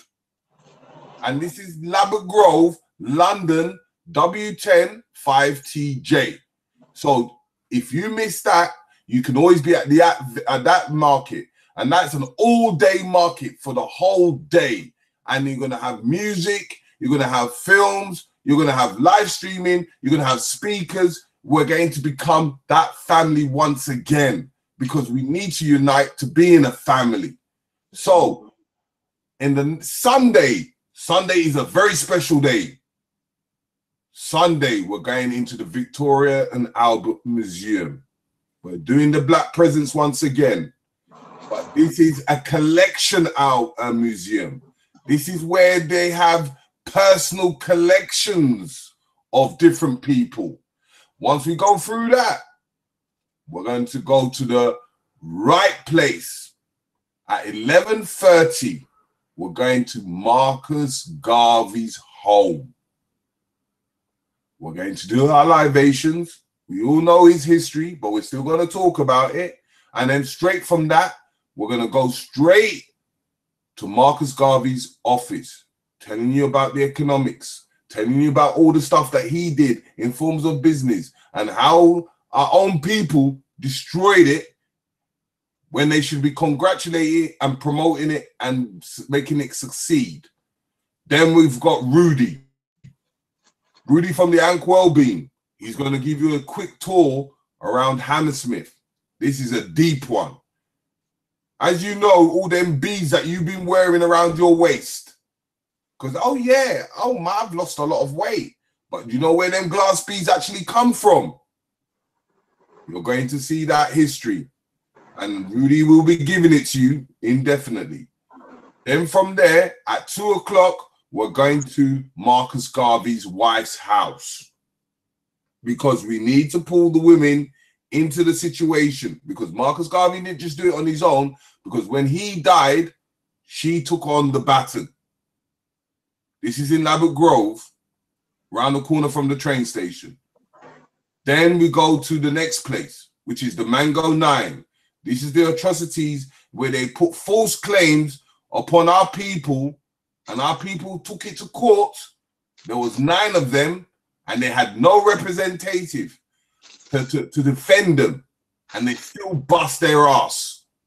And then the last critical point, as we always know, at the end of the year, we celebrate something, but we never know the people behind it. The people, the main person was an entrepreneur. She had her own newspaper. She had her own businesses, and she still did things for the people. Her name is Claudia Jones. And when we finish with that, we go back to Ackland Village to be that family once again. Being in that village, being with the children, uniting, networking, talking to each other, celebrating, talking to the stallholders. The stallholders talk to the people, let the speakers speak to the people, let the music vibrate through everybody, and just have a beautiful weekend, because this is a history in the making. This will be catalogued till the next year, where it's going to be even bigger. And at the same time of all this, we have the brother who's originally from Angola, and he's been around the world, and he's working with the Queen. She will be doing her presentation, live stream. We'll be having other Americans live stream. I don't think you should be able to miss this event. If I was you, I'll take 2 days off and say, you know what? I'm working towards this stuff, because I need to educate myself, my children, and find my new family. Because what we've been doing is dividing, dividing, dividing. And all we have to do is unification without association. Leave your religion at home. Leave your organization at home. Leave everything at home. This is about us as a people. So make sure you arrive. Make sure you enjoy and pass the message on. And then if you have the opportunity, we have what we call the 12th of August. It's going to be a phenomenal day. And we will be talking about that at the event. So it's something, again, that you need to attend to. It is summer. All the kids are on holiday. The kids need to come out and enjoy their history. So, brother, Rich, he's not there at the moment. I'm here, brother. I'm here. I'm back. I'm back. And his brother, what's his name here? Brother from the Angola, is he there or is he sleeping? As it's very late. It's like he's falling asleep.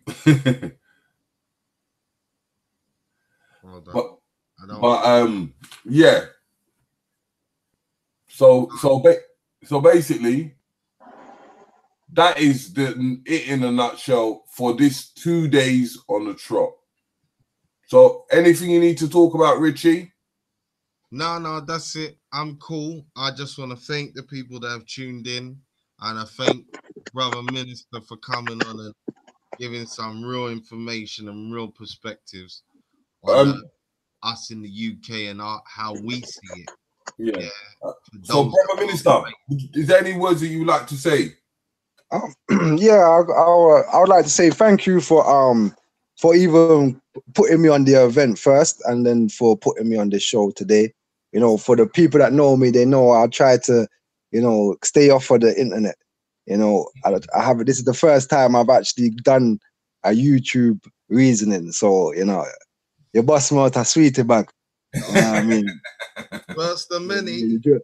You know what I mean? You drove me out. You drove me out. But I would like to say to the people, them, you know, come out tomorrow. You know, the 12th as well. On Sunday, sorry, the 12th. And those in South London, on the 19th of August, we're going to be in Brixton, the Caribou Educational Centre, celebrating the life of Marcus Garvey. And for those in Birmingham, I'm going to be in Birmingham on the 17th as well, on Marcus Garvey's birthday speaking. So, you know, I'm trying to get around so that the people them can hear the message, man. Because we need to know what time it is. And we need to know fast. So, you know, once again, thank you for listening to people at home. You know, I hope that I touched the nerve.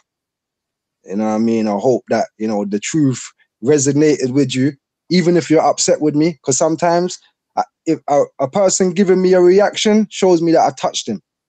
Right. So sometimes when people are upset with me for some of the things I say, I smile because I know that it hit home.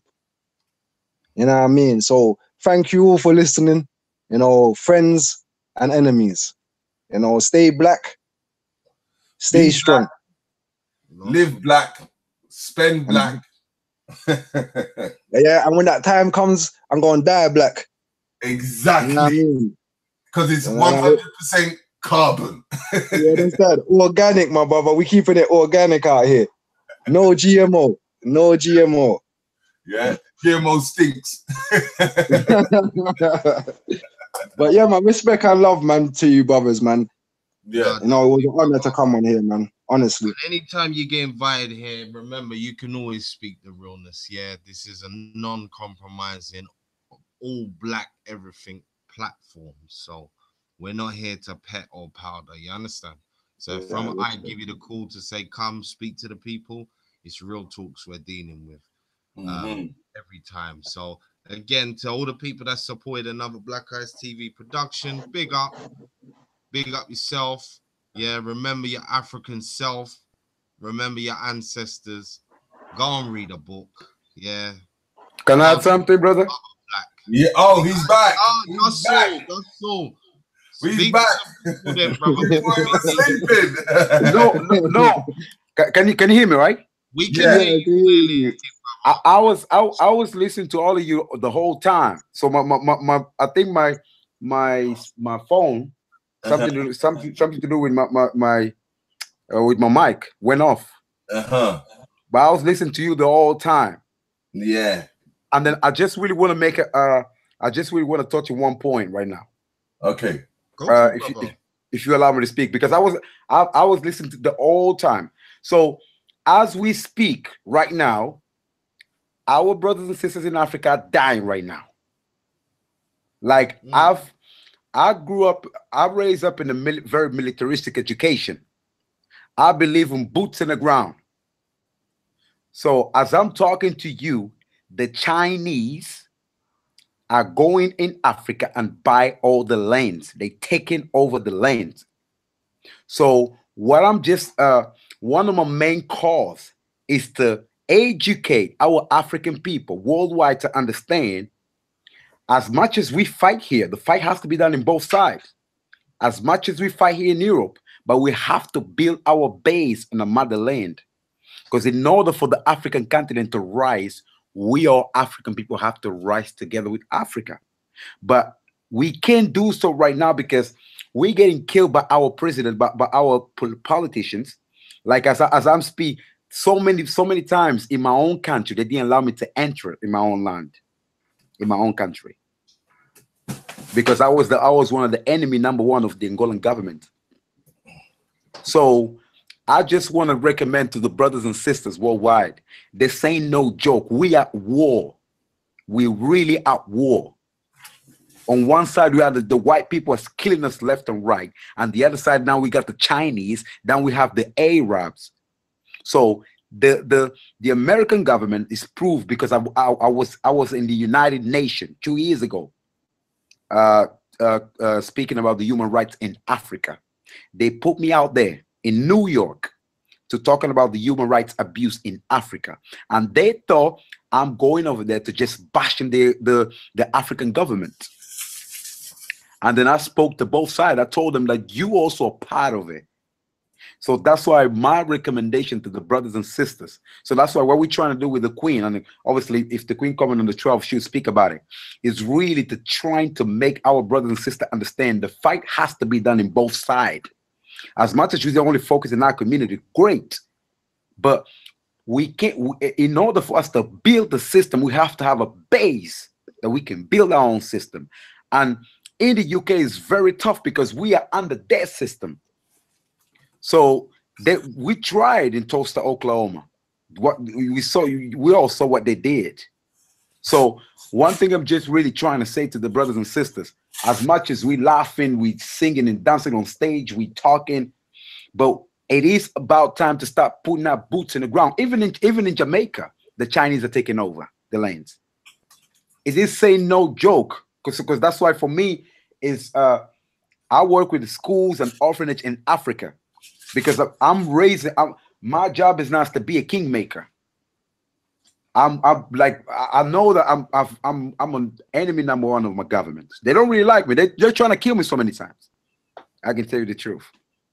But it's just really to tell our brothers, especially in the UK, because we have a know-how here. Because some of our brothers and sisters, they're wasting our know. They're not even use their know-how. They end up in McDonald's and KFCs. So it is about time for us to go back to Africa, go back to Jamaica, and then build our base. I'm not saying we definitely have to focus on our community here, because we like aspired. We saw everything now. We know what they're doing. Because most of our brothers and sisters in Africa, they don't know what's going on. They still look at them as Jesus, as Son of God, as the pure people. So it is about time. That's what I'm just telling you. It's been hard for me, because I'm not only fighting with the whites, I'm fighting even with our politicians in over there.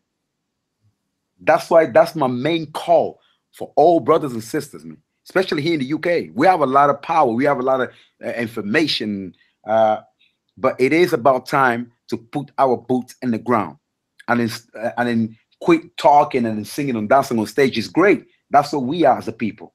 But let's really focus on the reality. We are war, and then black enemy has no friend whatsoever. We are war. We are war with our governments, the sellout governments. We are war with the white people. We are war with the Chinese, with the Arab. We are totally in war. And in order for us to say, is to really connect ourselves. That's why even in the United States, I told them the same thing. It's great. We all know our history. And we don't need a lot. We don't need millions right now. We need people like Brother Minister. We need people like yourself. Let's come together and start building our base. Because remember, once we control our land, we control the packet of the Westminsters, because all this system, economic system, run through our land. That's what I challenge a lot of brothers and sisters, even here in the UK. I say, you know what? This the picture, that's the video, that's the document. I've got a land. I only need you to go over there and see what we can do to develop that land. And there's so many brothers and sisters in Africa, they get their land taken away completely, because the Chinese are going over there by the politician. They're buying all the politicians, and the politicians are go over there and taking off our people. And for those who refuse to go out, they say, you know what? Okay, you can work for them. So they literally work for Chinese, for white people in their land, because they don't have no financial power to fight back. They don't have warriors like Brother Minister to go over there and wake them up. Say, you know what? Enough is enough. That's why we must need to go, brothers. It ain't no talking. It ain't no be-baboo. That's what I tell a lot of brothers and sisters. Look, enough for talking, man. I don't want to hear no be-baboo, because I can show you videos, prove everything they're doing to our people. So I know all about my history. I know now it's about war, and we do something or we perish forever. So stopping all that's why we gotta be real. We gotta be real ourselves, man. Look ourselves in the mirror and realize, what can I do to wake up my people? What can I do to build a base just so we can start fighting, really fighting? It ain't just about information, but it's about fighting. It's about physical fighting, spiritual fighting. It's about really understand. Like we having two ways fight. It's about us in here in our community, because they're killing us in our community and they're killing us in Africa.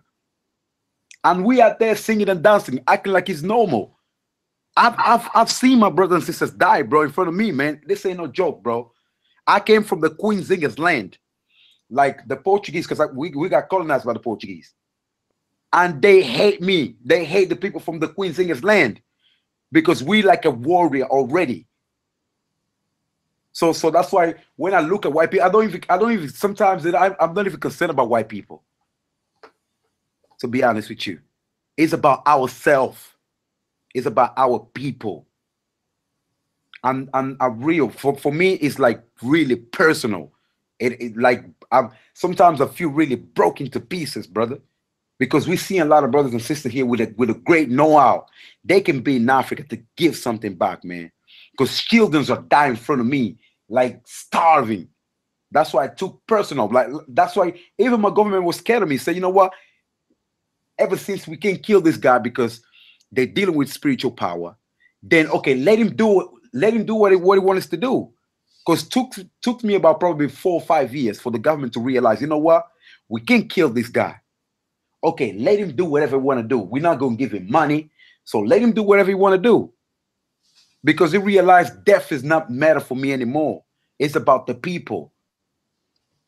And plus I got a great help from my grandfather and all the elders in my village that they realize, you know what?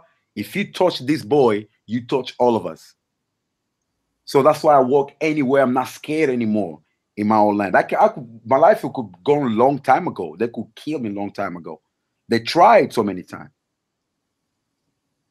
But that's why I'm just really sending this message to you, brothers. I hope you listen. We are war, and we got to put our boots in the ground. Go to Nigeria. Go to Ghana. Sit down and say, you know what? Even challenge. That's why I want to bring the queens and even the kings to challenge them too, to say, you know what, brother, we don't want all those visas that you are creating. We want open border for all the African people. So it is about time even for us African Caribbean brothers to start going and reclaim your land. Because it's your land, man. You have the right to. If the white people are going to South Africa to claim their land, what about you? Man, it's about time. That's what I'm saying to you, brothers. Let's unite, man. For me, it's about just the warriors. We know we still have a lot of brothers and sisters on sleep mode, on the church, on the mosque. We know them. I'm not even concerned about their brothers too.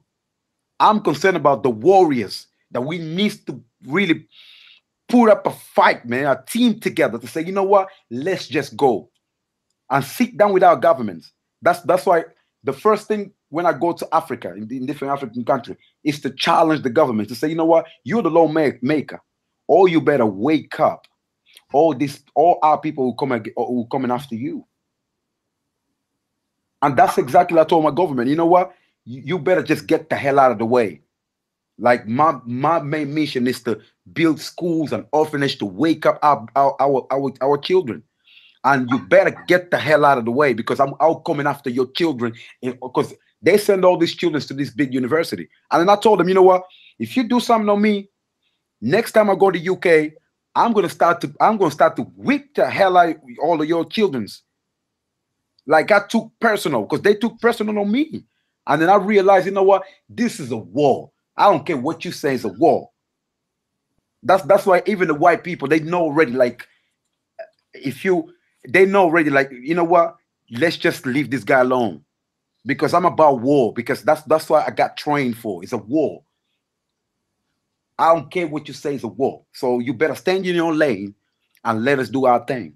And that's exactly where we have to move, especially even here in UK, though. We have to move as a warriors. Like, you know what? This is our thing.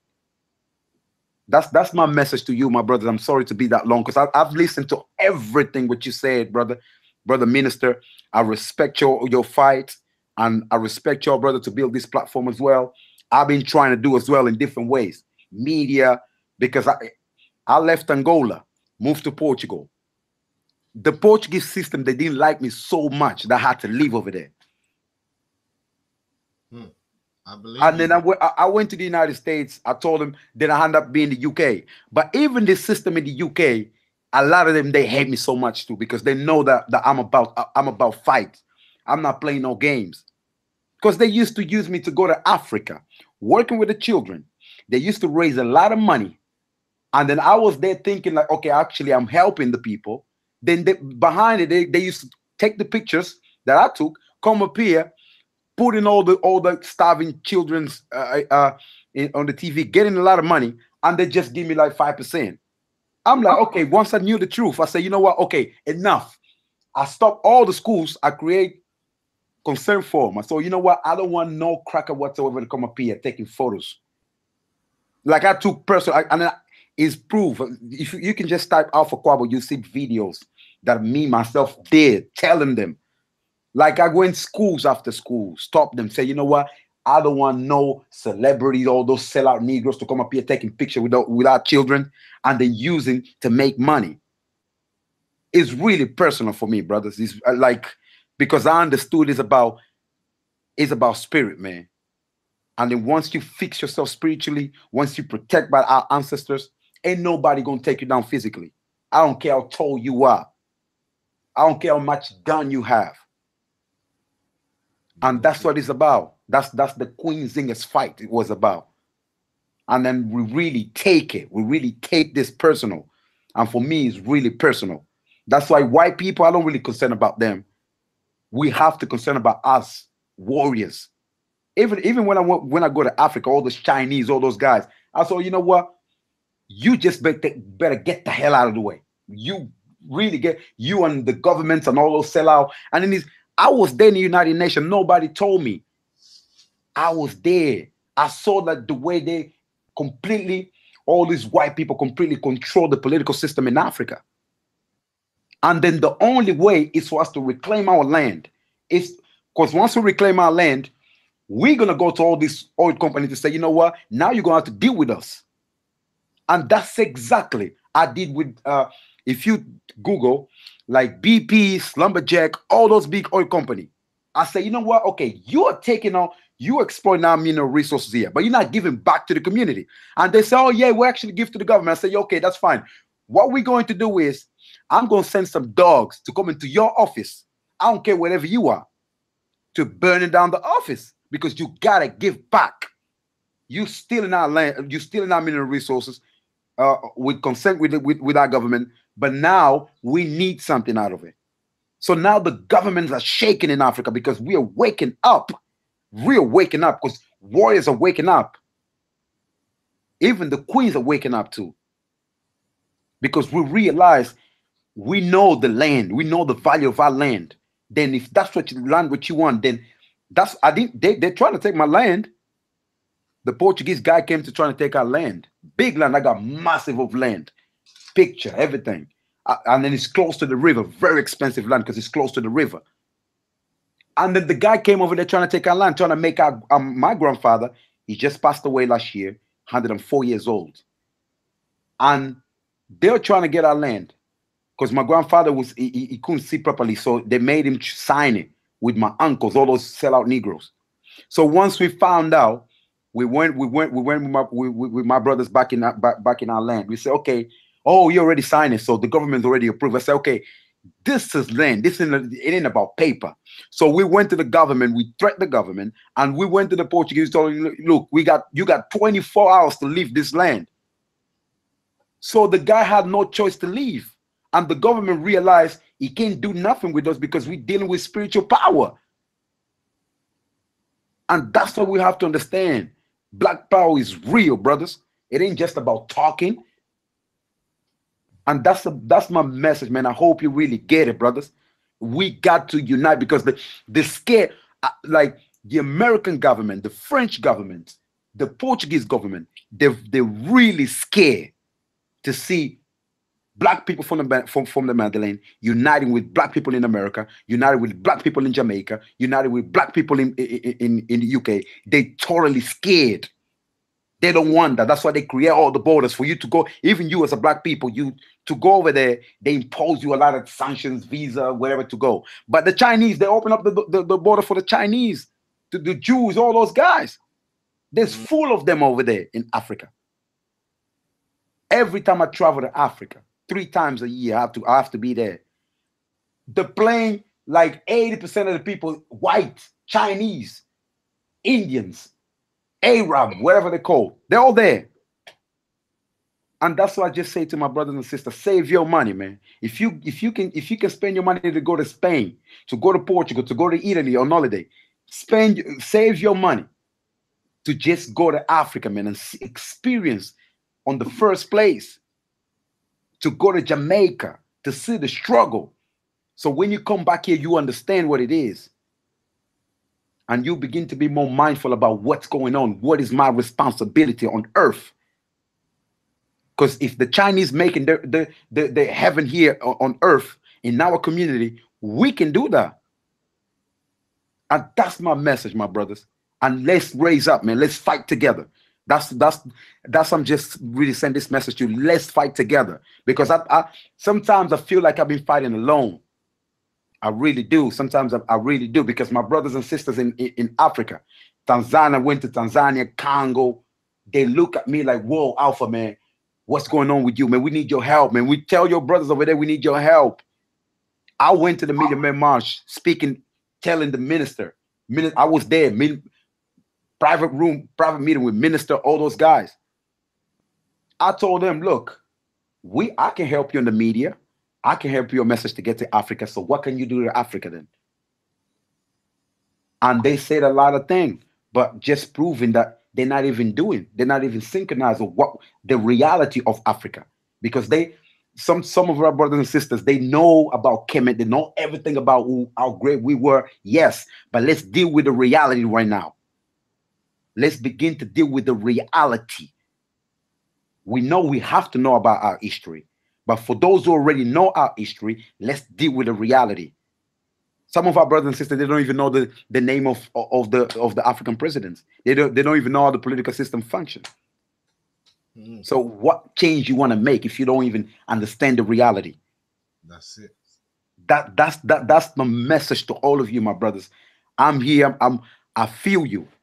Each and every word that Brother Minister says, I really felt. So that's why I like to listen. I really do like to listen.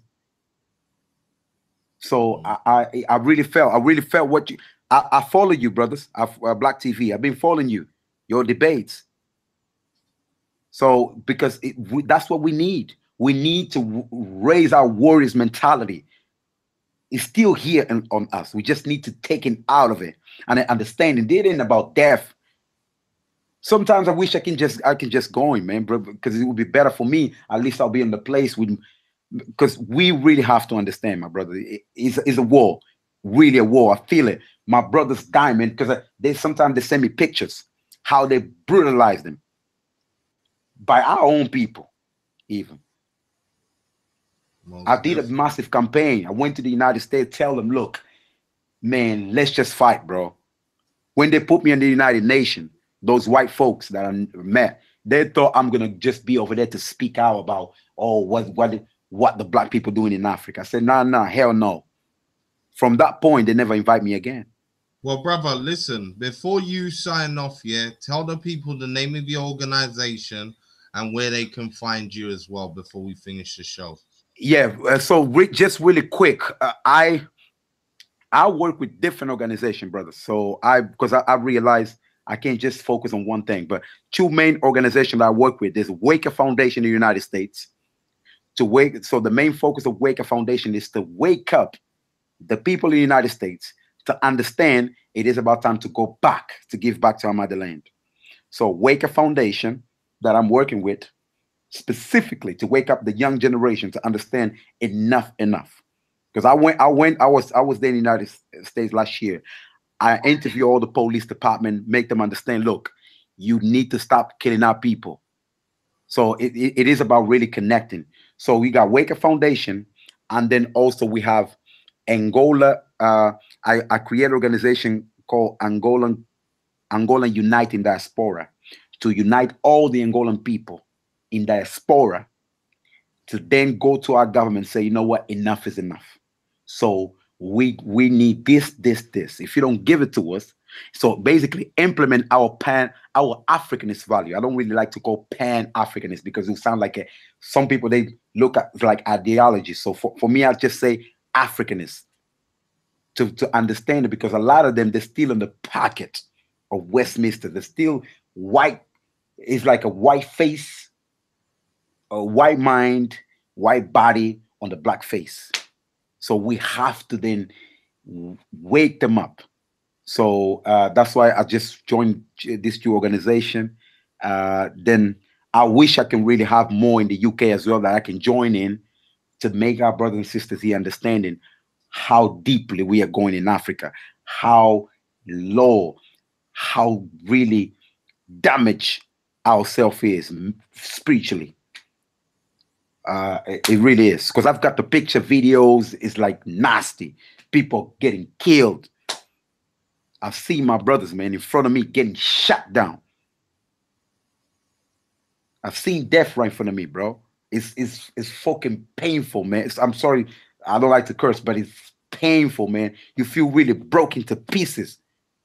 It's like the people, they don't have nothing to eat for 1, 2 days, no water, no electricity, and they're still smiling. They're still like, Alpha, we're gonna change. But the politician, they let them down. That's why even the queen, she's coming. She needs to be challenged too. Even the queen, and that's why she realized now she's going out trying to also do the same thing. But anyway, yes, it's Alpha Quabo. My name is Alpha Quabo. Quabo means enough, enough. Quabo in my language means enough for suffering. Let's wake up. Enough. I don't want to hear no way. It's just enough. So Quabo, that's my name, Alpha Quabo. That's all. That's all. And we're definitely gonna have you back on the show, brother, to speak again on some issues and to speak on future events that you may be involved in and future initiatives that you want to put into place. But again, I want to say big up to the chat room, big up to everybody that supported Black Eyes TV from the beginning and continues to. Um, Look out for some more shows. Look out for the event. It's up here. Yeah, rewind the video. Take a good look at the flyer. See where the meeting points are. See what you personally might want to be a part of. And as Terry said, at the end of the day, if at the very least meet up at the end of the day at Ackland Village. Yeah, where we'll still have more speakers. We'll still have a coming together of the people. There'll be stalls. There'll be stuff. So yeah, support, support, support. Big up to our USA family who are always supporting the cause. Shout out to the African brothers and sisters that are tuning in straight from the continent and that are supporting us. As the brother said, we got to work together. This is a global initiative. We have to come together. That's the only way. And to a quick point that was in the chat room that I noticed where people were saying, our sister Firestorm was talking about, there's Arabs, there's Chinese, they're all in Africa. What can we do? I think this is where us in the diaspora have to take up the fight because we know from living in this part of the world how the system works. As the brother said, in order for you to help Africa, you also need to know how the system works out there. You have to have a first-hand experience of how things work out there, but we have the experience of here. We know how the West works. We know how the white boys trade. So when it comes to the liberation of Africa, that is where the diaspora comes into play. The knowledge that we have gleaned living in the US, living in the UK, living across Europe, that's the knowledge that we need to take back so we can upset their plans, so we can usurp their trade routes and take them back and do what we need to do. Yeah, but again, people, it's been a nice show. Trust me. I want to say peace to the family. See us soon. We might be on again later. You never know. Look out. Peace, peace, peace.